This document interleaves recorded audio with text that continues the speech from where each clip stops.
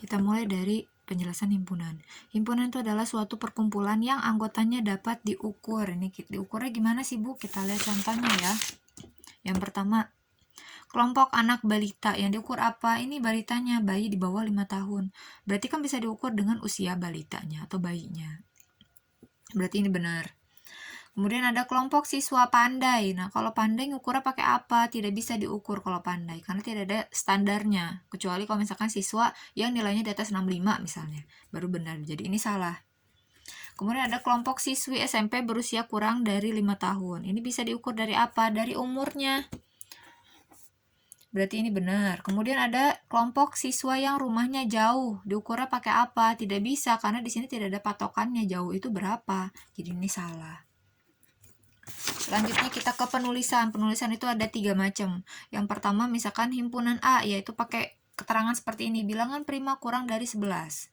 Penulisan kedua itu dengan disebutkan anggotanya. Tapi ingat ya, semuanya harus pakai kurung kurawal. Nih kurung yang keriting itu loh. Itu namanya kurung kurawal. Yang kedua, 2, 3, 5, 7 itu disebutkan anggotanya. Atau yang ketiga, pakai notasi. Notasi ini cara bacanya gimana? Himpunan A di mana? Himpunan di mana himpunannya kurang dari 11 dan himpunannya itu adalah bilangan prima. Ini cara bacanya. Kemudian kita masuk ke diagram Venn.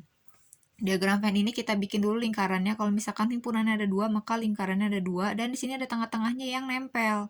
Cara nulisnya gimana? Di sini kan ada A, anggotanya adalah 2, 3, 5, 7. B, 1, 3, 5, 7, 9. Di sini sebelum kita bikin ke diagram Venn, kita cari dulu anggota yang sama. Di sini kan anggota yang sama itu adalah 3, 5, dan 7. Kemudian kita masuk ke diagramnya. Si 3, 5, 7 tadi kita taruh di sini yang tengah-tengahnya nih, yang udah bersinggungan 3, 5, dan 7. Kemudian di sini kan udah dikasih nama A, di sini ada B, di sini ada S, himpunan semesta. Nah, yang A ini anggota sisanya tadi yang sudah selain dari yang 3, 5, 7 tadi, anggotanya berapa? 2. Berarti masukkan di sini 2. Kemudian yang B, di sini sisanya kan 1 dan 9. Di sini 1 dan 9. Kemudian himpunan semesta. Himpunan semesta ini apa? Himpunan semesta ini adalah himpunan yang anggotanya mencakup seluruhnya, A dan B. Cara nulisnya gimana? Angka yang paling terkecil apa? 1. 1 taruh di sini. Kemudian angka yang paling besar apa? 9. Jangan 9, kita pakai yang pas. Jadi misalkan 10. Jadi kita sebutkan 1 sampai 10.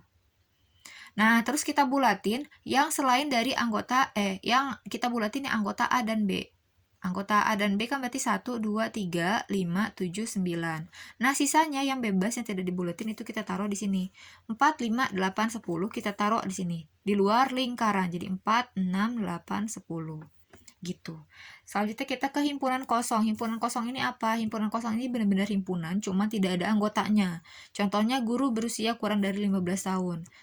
Ada, ya masuk kriteria himpunan kosong, tapi tidak ada anggotanya, maka N ini adalah jumlah anggota ya.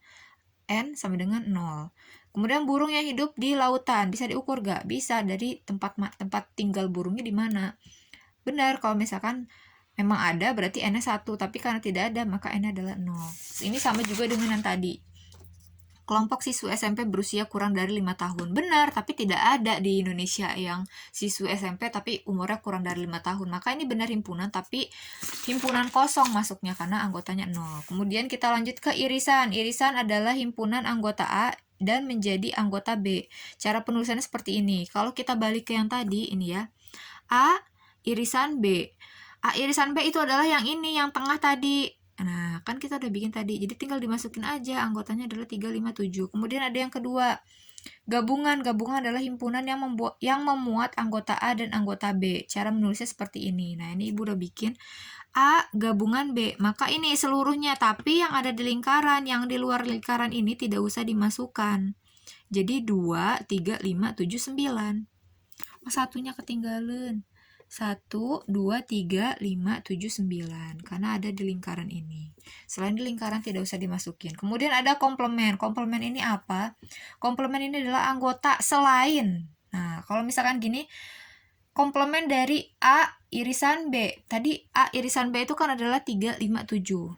Maka komplemennya itu adalah anggota himpunan semesta yang tidak ada 3, 5, 7-nya. Jadi kita tulis himpunan semesta tanpa 3, 5, 7. Berarti kan 1, 2, 3-nya enggak, 4, 5-nya enggak, 6, 8, 9, 10. Kalau seperti ini gimana?